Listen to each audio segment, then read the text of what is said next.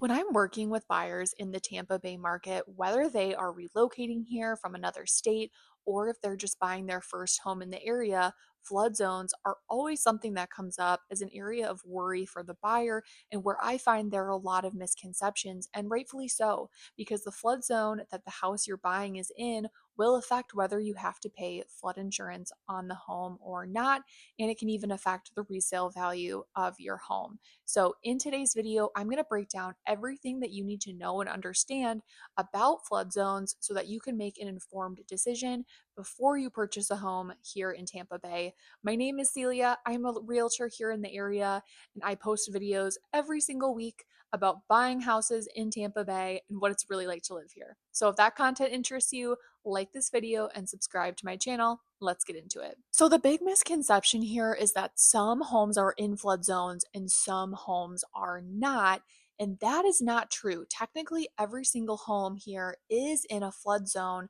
The difference is there are some flood zones that do not require that you pay annual flood insurance, and there are some flood zones where you are required to pay for flood insurance. And really, the flood zones are just FEMA's way of categorizing how likely the area and that property is to flood annually. So when you hear flood zone X, that would be the type of flood zone where your lender likely would not require that you have to pay flood insurance. Now, this does not mean that the home has never flooded before, and it doesn't mean that the home is never going to flood in the future.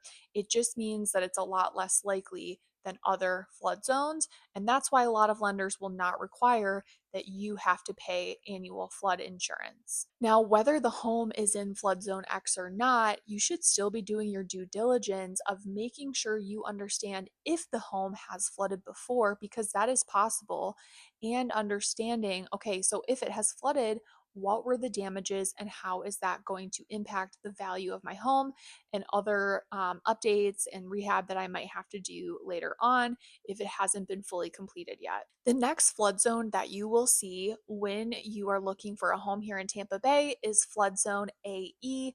Now, this is a higher risk flood zone than flood zone X. And basically, what it means is this home has at least a 1% chance of flooding annually. So that doesn't even seem like a lot, but that is enough where majority of lenders, if not all, are going to require that you have to pay flood insurance for your home every year. Now, this sounds scary, and yes, flood insurance can be very expensive. However, for homes in flood zone AE, I've seen the annual flood insurance as cheap as $650 a year. And so it definitely can be something where even if they do require that you have flood insurance, it might not break the bank and it might still be an affordable home for you. My best advice is that you have to take every property that you like on a case by case basis.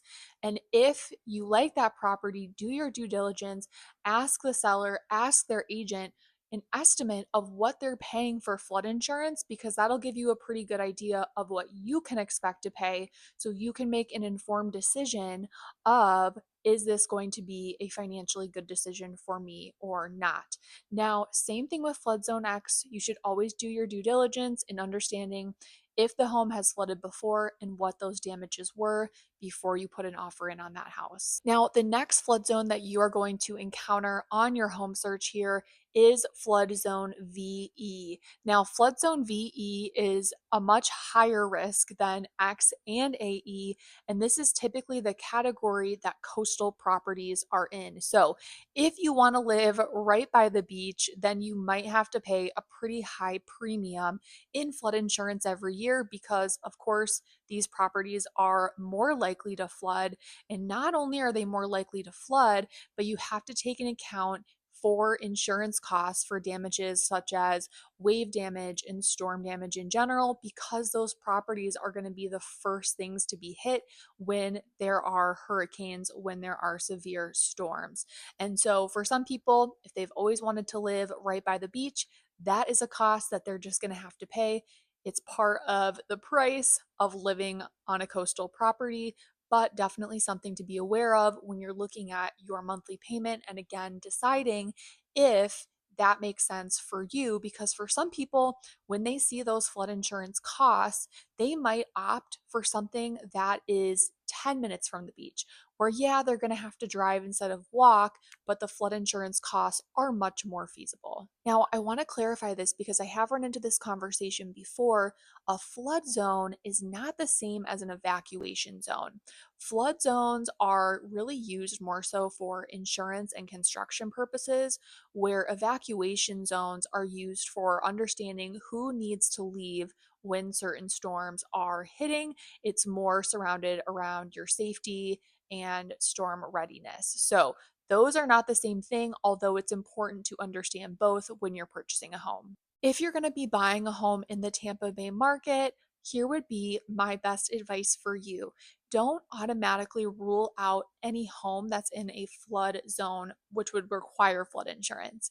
Take it case by case, see if you like the home, and then talk to the seller, talk to the listing agent, work with your realtor to understand what are they currently paying for flood insurance, what is that going to look like when it affects your monthly payment, and does it still financially make sense for you?